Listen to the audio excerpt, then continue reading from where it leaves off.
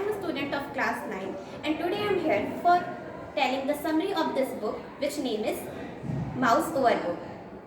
तो ये बुक में सबसे पहले कहानी की स्टार्ट होती है हमारे मेन कैरेक्टर से, जो कि है जेरोनिमो सिल्टन, जो कि एक न्यूज़पेपर, इसकी अपनी खुद की कंपनी रहती है न्यूज़पेपर की, जिसका नाम रहता है रॉड एंड गेट्स। तो इससे पता चलता है इसकी जो न्यूज़पेपर कंपनी है अभी वो सबसे ज़्यादा बेस्ट सेलर बनी हुई है, और इसकी जो अपोनेंट रहती है जो कि रहता है द डेली रेड हंटर, जिसकी ऑनर रहती है सेली, वो इससे काफ़ी कॉम्पीट करती है ताकि उसका भी जो न्यूज़पेपर कंपनी है वो आगे आ जाए।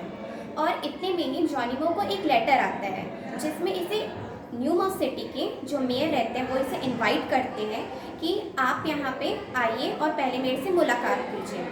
तो जॉनिमो को पता चलता है कि ये वास्को डी गामा का एसेंडेंट है, और इसको यानी कि जो जॉनिमो रहता है इसको एक लॉन्ग जर्नी में भेजा जा रहा है, उसी बोट में जिसमें वास्को डी गामा ने अपना जर्नी तय किया था। तो जॉनिमो इसमें डिसाइड करता है कि दोनों में तो काफ़ी अंतर है, जहाँ पर वास्को डी गामा एकदम ग्रेट है, बोल्ड है, उनको जर्नी करना पसंद है, और यहाँ पर जॉनिमो को बहुत डिफरेंस है दोनों में। जॉनिमो को पानी नहीं पसंद, उसको शिप में जाना भी नहीं पसंद। तो फिर आखिरी में डिसाइड कर लेते हैं कि सब जाएंगे। तो जॉनिमो के यानी कि इसकी सिस्टर, इसका कज़न, सब इसके साथ में जाते हैं। तो शिप में जब ये लोग जाते हैं तो इसको पता चलता है कि शिप में कोई इम्पोस्टर है जो इनकी जर्नी को डिस्ट्रॉय करना चाहता है।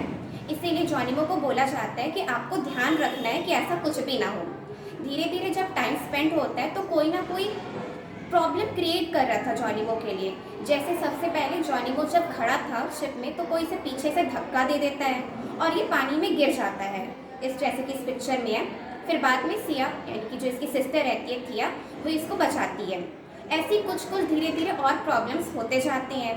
फिर सबसे पहले नाम आता है एक कुक का, जो कि उसी बोट में था, लेकिन बाद में पता चलता है वो कुक वास्को डी गामा का एंसेक्टर, वास्को डी गामा का कोई एक कुक रहता है, उसी के असेंडेंट है, इसीलिए फिर बाद में उस पर इंसाफ नहीं चाहता।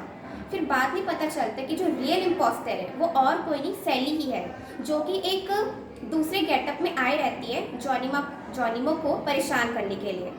तो उसने जॉनिमो के ऐसे कई सारे पिक्चर्स क्लिक करे थे जिससे कि इसका जो न्यूज़पेपर कंपनी है उसे वो नीचे गिरा दें, और इसके पिक्चर्स को क्लिक करके। तो जॉनिमो परेशान हो जाता है कि आखिर उसने पिक्चर्स को लीक कर दिया तो इसको काफ़ी ज़्यादा प्रॉब्लम हो जाएगा इसके लिए। फिर ये सब कहते कहते सेली उस बोट से उतर के, यानी कि दूसरे बोट में बैठ के चले जाती है। फिर जॉनिमो रोने लगता है। इतने में उसका कज़न रहता है ट्रैप, वो आता है और उससे बोलता है कि प्रॉब्लम की आखिर बात ही नहीं है, क्योंकि वो अपना कैमरा यहीं पर हमारे पास भूल गई है।